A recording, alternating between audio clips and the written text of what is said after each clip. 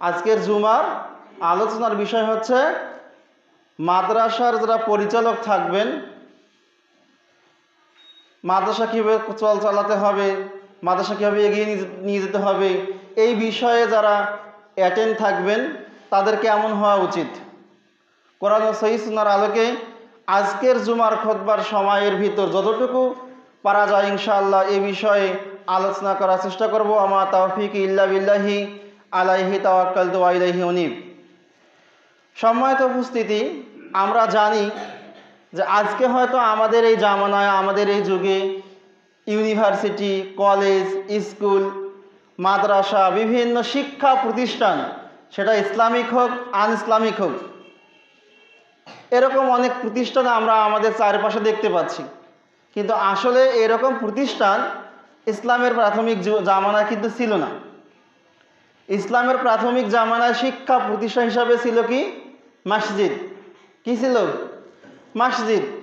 যার সিলসিলা স্বরূপ যারা সৌদি আরবে আপনারা হজ করতে গিয়েছিলেন, যে সকল আপনারা হাজিরা আছেন, আপনারা জানবেন যে এখনও মক্কায় মসজিদের বিভিন্ন কোনায়, বিভিন্ন কিনারে বিখ্যাত বিখ্যাত উলামায়ে কেরামগণ তারা দার্স দিচ্ছেন। এমনকি যারা মদিনাতে আপনারা যাবেন সেখানেও দেখতে পাবেন যে এখন পর্যন্ত ওইখানে ইউনিভার্সিটি থাকা সত্ত্বেও, যে ইউনিভার্সিটিতে সারা বিশ্বের বিভিন্ন লোকেরা আসে পড়তে, যে ইউনিভার্সিটিতে সেই কোরআন সুন্নাহর সেরকম জ্ঞান দান করা হয়, দার্স দেওয়া হয়, এত সত্ত্বেও ইসলামের এই ধারাকে অব্যাহত রাখার জন্য এই শায়েখগণ ক্লাসের পাশাপাশি বা বিভিন্ন জায়গায় সময় দেওয়ার পাশাপাশি আল্লাহ রাসূলের এই সুন্নাহকে তারা ধরে রেখেছে। যার কারণে এখন পর্যন্ত দেখবেন আপনারা মক্কা মদিনার মসজিদগুলোতে এই দ্বীনি দার্সের আলোচনা চলছে, সেটা অ্যারাবিক দিক থেকে হোক বা বাঙালিদের দিক থেকে হোক। সেখানে বাঙালিদেরও দার্স ব্যবস্থা রয়েছে, আর অ্যারাবিয়ানদের দার্স ব্যবস্থা তো অল টাইমেই রয়েছে। তো সেই দিক থেকে বলতে হয় যে আসলে মাদ্রাসা কিভাবে চালাতে হবে বা কারা চালাবে, তাদের বৈশিষ্ট্য কেমন হবে, বা মাদ্রাসা কমিটি, মাদ্রাসা পরিচালকদের আচরণ, চাল চরিত্র বা তাদের ক্ষমতা, যোগ্যতা কীরকম থাকতে হবে, এই বিষয়ে জানতে হলে আপনাকে জানতে হবে যে আসলে মসজিদের দায়িত্ব কারা রাখতে পারে।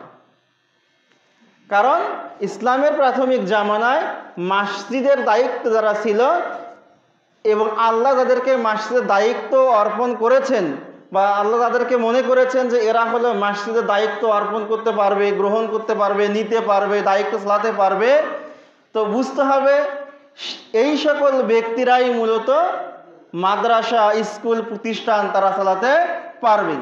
আল্লাহ সুবহানাহু ওয়া তাআলা যে গুণগুলো মসজিদ পরিচালনা কমিটির উপর উল্লেখ করেছেন, যারা মসজিদকে আবাদ করবে তাদের উপর উল্লেখ করেছেন, সেই গুণগুলি অবশ্যই অবশ্যই যারা মাদ্রাসা পরিচালনা করবেন তাদের থাকতে হবে। এবং এছাড়াও আরও অনেক গুণ রয়েছে যে গুণগুলি একজন মাদ্রাসা পরিচালকদের একান্ত জরুরি, থাকতেই হয়। তো এরকম অনেক গুণ রয়েছে। তো সেগুলোর বলার আগে আল্লাহ সুবহানাহু ওয়া তাআলা যে গুণগুলি উল্লেখ করেছেন, একটু কোরআন ও সুন্নাহর মাধ্যমে সেই গুণগুলি আমরা আগে জেনে নিব। কেনই বা আল্লাহ সুবহানাহু ওয়া তাআলা সেই গুণগুলি উল্লেখ করেছেন। এর প্রথম গুণ হচ্ছে, আরও একটি বিষয় আপনারা খেয়াল রাখবেন, যারা মূলত একনিষ্ঠভাবে মসজিদ চালাতে পারে তারাই মূলত একনিষ্ঠভাবে একটা মাদ্রাসা শিক্ষা প্রতিষ্ঠান চালাতে পারে। সেখানে যেমন স্টুডেন্ট রয়েছে, সেখানে যেমন শিক্ষক রয়েছে, তাদের তদারকি করতে হয়, তাদের বিভিন্ন বিষয়ের হিসাব নিকাশ রাখতে হয়, আমানত রাখতে হয়, অঙ্গীকার রাখতে হয়। ঠিক তদ্রূপভাবে কোনো অংশে কম নয় একটা মসজিদের ইমামকে ওই কমিটি পরিচালনার অন্তর্ভুক্ত রয়েছে। এই ইমাম কি করবে না, ইমামের দায়িত্ব কি, সেগুলো যেমন তাদের তদারকি করা দরকার, এবং মুয়াজ্জিন, খতিব, আদারওয়াইজ, এবং এই মসজিদে যার সকল মুসল্লিগণ যাবেন তাদের সঙ্গে সঙ্গতিপূর্ণ সম্পর্ক রাখা, আদারওয়াইজ যত বিষয় এই মসজিদ কেন্দ্রিক রয়েছে, যারা এই বিষয়গুলিকে মানতে পারে, সেই অনুযায়ী চলতে পারে, তারাই মূলত হকদার, তারাই মূলত মাদ্রাসা পরিচালনা করার অধিকার রাখে, তাদের দ্বারাই সম্ভব হতে পারে। তো আল্লাহ সে গুণগুলি উল্লেখ করেছেন। এগুলোর মধ্য থেকে প্রথম গুণ আল্লাহ উল্লেখ করেছেন যে আল্লাহর প্রতি তাকে অগাধ বিশ্বাস রাখতে হবে।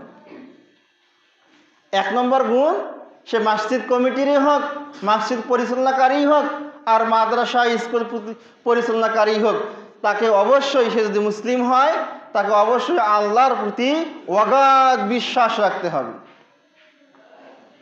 একথা আল্লাহ সুবহানাহু ওয়া তাআলা বলছেন 9 নম্বর সূরা সূরা তাওবার 18 নম্বর আয়াতে যে ইন্নামা ইয়া'মুরু মাসাজিদাল্লাহ, নিশ্চয়ই আল্লাহর এই মসজিদ সমূহ আবাদ করবে, পরিচালনা করবে, দায়িত্বভার গ্রহণ করবে, এটাকে কন্ট্রোল করবে ওই ব্যক্তিরা মান আমানা বিল্লাহ, যারা আল্লাহর প্রতি অগাধ বিশ্বাসী, যারা আল্লাহকে বিশ্বাস রাখে, আল্লাহর প্রতি তাদের আস্থা রয়েছে, এই সকল ব্যক্তিরা এই মসজিদকে আবাদ করতে পারে, কন্ট্রোল করতে পারে, মসজিদের দায়িত্ব গ্রহণ করতে পারে, মসজিদ পরিচালনা করতে পারে। ঠিক তদ্রূপভাবে এই ব্যক্তিরাই মাদ্রাসা স্কুল প্রতিষ্ঠান পরিচালনা করার অধিকার রাখে। তো কেমন অগাধ বিশ্বাস? এমন অগাধ বিশ্বাস নয় যে আপনি আল্লাহর কাছেও সন্তান চান, মাজারেও সন্তান চান। এমন অগাধ বিশ্বাস নয় আপনি তাবিজেও বিশ্বাসী আবার ওষুধেও বিশ্বাসী। এমন অগাধ বিশ্বাস নয় যে যমজ কলা খেলে সন্তান হয়, এরকম বিশ্বাসী নয়। এমন বিশ্বাসী নয় যে গরুর হাড়, গরুর দাঁত বিভিন্ন আপনার কাগজে লেখালেখি করে ঘরের চারকোণে, ঘরের মাঝে, 7 রাস্তার মোড়ে, 5 রাস্তার মোড়ে, মসজিদের মোড়ে, চুলার ভিতরে বিভিন্ন জায়গায় পুঁতে রাখতে হয়, তাহলে এই ফল পাওয়া যায়, এরকম বিশ্বাস আল্লাহর প্রতি নয়। আল্লাহর প্রতি এরকম বিশ্বাস নয় যে আল্লাহর কথাও মানতে হবে, মানুষের কথাও মানতে হবে, এই বিশ্বাস নয়। এমন বিশ্বাস নয় যে আল্লাহর ইতায়াত আপনি করবেন, আল্লাহর হুকুম আহকাম মানবেন, মানুষের হুকুম আহকাম মানবেন, নিজের হুকুম আহকাম মানবেন, মুফতি মুহাদ্দিসের হুকুম আহকাম মানবেন, যদি বা সেটা আল্লাহর বিপক্ষে যায়, এরকম ইমানদার নয়। আল্লাহ বলছে যে একনিষ্ঠভাবে যে আমাকেই মেনে চলে, এই হচ্ছে হকদার। প্রথম হকদার হচ্ছে এই। আর যদি এমনটা না হয়, এমন ব্যক্তি যা আল্লাহকে বিশ্বাস করে, পাশাপাশি গির্জাকেও বিশ্বাস করে, পাশাপাশি দুর্গা পূজা পাহাড় দেওয়াকে বিশ্বাস করে, পাশাপাশি সে দুর্গা পূজাতে গিয়ে আনন্দ উল্লাস নেওয়াকে পছন্দ করে, আল্লাহকে সেজদা করা পছন্দ করে, পাশাপাশি শাহজালালের মাজারে সেজদা করা পছন্দ করে, হজে যাওয়াও পছন্দ করে, হজের আগে বা হজের পরে বিভিন্ন মাজারে সেজদা করাকে পছন্দ করে। অর্থাৎ তারা আল্লাহর বিশ্বাস আছে থাকার পরেও আল্লাহর পাশাপাশি অন্যান্য আল্লাহ, অন্যান্য ইলাকেও সে বিশ্বাস করে। এই রকম বিশ্বাসী লোকদেরকে কোনো মাদ্রাসা, মসজিদ, বিভিন্ন শিক্ষা প্রতিষ্ঠানে দায়িত্ব অর্পণ করা উচিত নয়। এরকম চরিত্রের অধিকারী হলে সেই ব্যক্তি যদি দায়িত্ব পেয়ে যায়, তাহলে তার দ্বারা সেই ব্যক্তি ওই প্রতিষ্ঠানে থাকার কারণে ওই প্রতিষ্ঠান উন্নতি লাভ করতে পারবে না। একথা আল্লাহ সুবহানাহু ওয়া তাআলা বলছেন যে ওয়ামাই ইয়াদউ মাআল্লাহি ইলাহান আখার, যে ব্যক্তি আল্লাহর সাথে, আল্লাহর পাশাপাশি অন্য কোনো ইলাহকে ডাকে, অন্য কোনো ইলাহকে সে মাবুদ রূপে গ্রহণ করে, মানে আল্লাহ সেজদা পাওয়ার হকদার, মাজারও সেজদা পাওয়ার হকদার। আল্লাহর হুকুমও মানতে হবে, নিজের হুকুমও মানতে হবে। দুনিয়া বলে তো একটা কথা আছে, কথা বুঝতে পেরেছেন? সাউন্ড একটু কমে দেন। অথচ আল্লাহ বলছেন লা বুরহানা লাহু বিহি, আল্লাহর পাশাপাশি যে অন্য কাউকে বিশ্বাস করতে হবে, আল্লাহর জায়গায় আল্লাহর যে ক্ষমতা, এই ক্ষমতায় কাউকে আসীন করতে হবে, এরকম দলিল ওই সকল মূর্খদের নেই, ওই সকল ব্যক্তিদের নেই। তারপরও তারা মনে করে যে আল্লাহর পাশাপাশি এই সকল ব্যক্তিদের কথা শোনা দরকার, আল্লাহর পাশাপাশি এদের সিজদা করা দরকার, আল্লাহর পাশাপাশি এই সকল বিষয়ে আল্লাহর কথা এক পাকে রেখে এগুলো বিষয় মানা দরকার। অথচ তাদের কাছে কোনো দলিল নেই যে এগুলো মানতে হবে, এই ব্যক্তিকে সিজদা করতে হবে, এই রকম আকীদা পোষণ করতে হবে, যদিও বা সেটা আল্লাহ পছন্দ করেন না। আল্লাহ বলছেন শুনে রাখো, ফাইন্নামা হিসাবুহু ইনদা রাব্বিহি, এই যাবতীয় কিছুর হিসাব নিকাশ একমাত্র কার কাছে হবে? তার রবের কাছে, মানে আল্লাহ সুবহানাহু ওয়া তাআলার কাছে। ইন্নাহু লা ইউফলিহুল কাফিরুন, যারা কাফের, যারা অস্বীকার করে, সত্যকে ঢেকে রাখে, এরা সফল কাম হতে পারবে না।